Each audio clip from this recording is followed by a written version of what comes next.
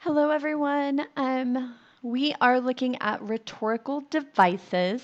So, in the Lou Gehrig's worksheet, are going to have a question about what are the choice of words and rhetorical devices. What do they let you know? So, as you're doing that worksheet, you're going to need to know what rhetorical devices are if you do not already know what that is. I will give you a little bit of a hint. As you're taking the rhetorical strategies quiz, which I'm also going to have the video for this as well there, but you are going to want to make sure that you have these two documents open, okay? So just a bit of a suggestion, okay? So as you're looking at rhetorical devices, what you're looking at are, sorry, I'm going to make this a full page so you can really see it.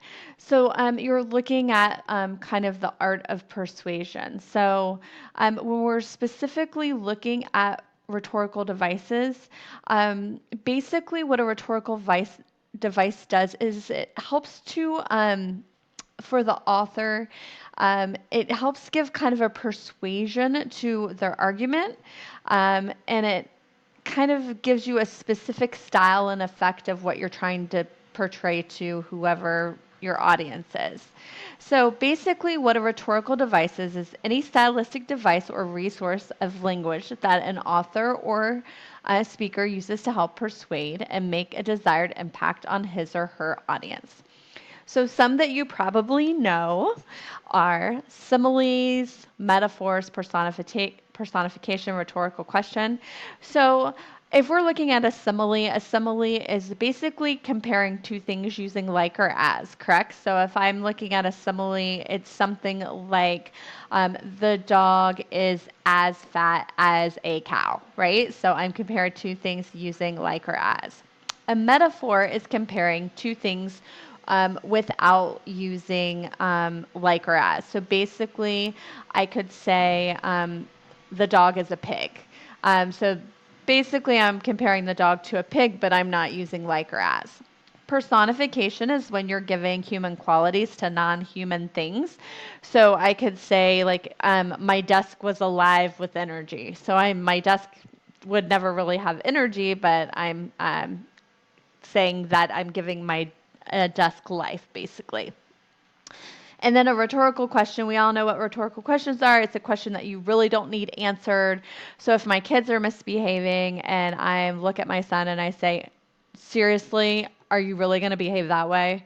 I don't want him to answer me. That's my way of saying, dude, you need to straighten up. So kind of the same thing. So we're looking at those. So basically, there's some of the things we talked about. And other common rhetorical devices are allusions, hyperbole, euphemism, repetition, parallelism, juxtaposition, understatement, or an oxymoron. And we go through some of these with allusion, and basically, allusion is something, it's a brief reference to a famous person or event. So if you look at that, he was a real Romeo with the ladies. Hyperbole is an obvious exaggeration. So something like, my dad used to walk uphill both ways in the snow. That's a hyperbole. Um, I love you more than itself. He's so hungry he could eat a horse. A euphemism is a mild or pleasant word or phrase that is used instead of one that is unpleasant or offensive. So, for examples, he might say passed away instead of die, or let's go instead of fire, or let go instead of fired, restroom instead of toilet, things like that. So, those are euphemisms. Repetition, so anaphora or epistrophe are basically the anaphora is the repetition of words at the beginning of a line. Epistrophe is the repetition of words at the end of a line. Okay, so there's some examples of anaphora. I have a dream, I have a dream, I have a dream. So in Martin Luther King's I Have a Dream speech, he's using anaphora there. And then examples of anaphora, we shall go on. Another example. And then example of epistrophia or epistrophe. I swear to tell the truth, the whole truth, and nothing but the truth. Hear no evil, speak no evil, see no evil. So you kind of get the um, idea. And then parallelism are successive words, phrases, and clauses expressed with the same or very similar grammatical structure.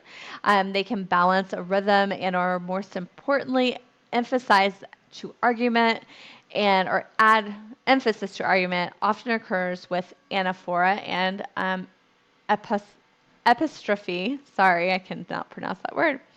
So an example of parallelism is, let every nation know whether it wishes us well or ill, we shall pay any price, bear any burden, meet any hardship, support any friendship, oppose any foe. So basically that is the parallelism that's going on there.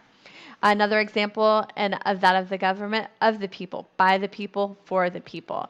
So basically the of the people, that's the parallelism that's going on there. So more examples of parallelism.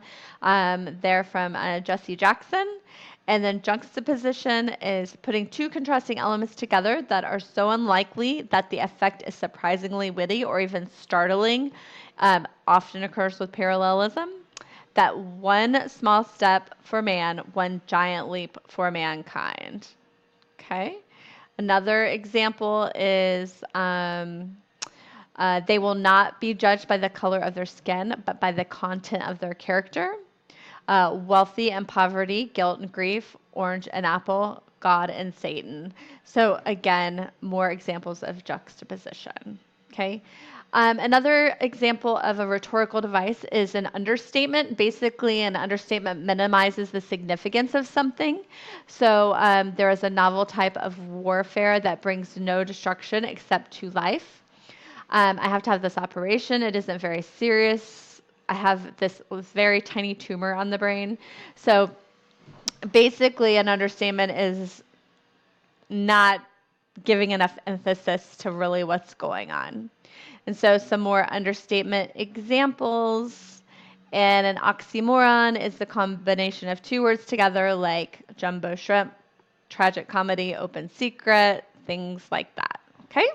So for your worksheet that you're doing for the Lou Gehrig's worksheet, you are going to, in this tone question, you are going to need to come in and look at a rhetorical device.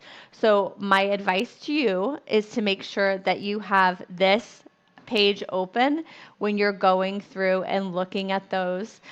You also want to have this page open when you are going in and looking at that quiz. That's an extra credit quiz on rhetorical devices. I would highly recommend that you have that open. It will definitely help you with that. Okay, so hopefully that helps give you a little bit of a refresher on rhetorical devices and maybe some new information that you had not had before. But again, you will use this video for the Lou Gehrig assignment worksheet and also for this rhetorical strategies extra credit quiz. Okay. If you have any questions, please let me know. You're going to want to jump in here and maybe look at the glossary as well. That's going to help you. It brings up a little bit more of a straight line about what we just discussed, but it's a little bit more on one page. So, all right. Have a good day. And if you have questions, let me know.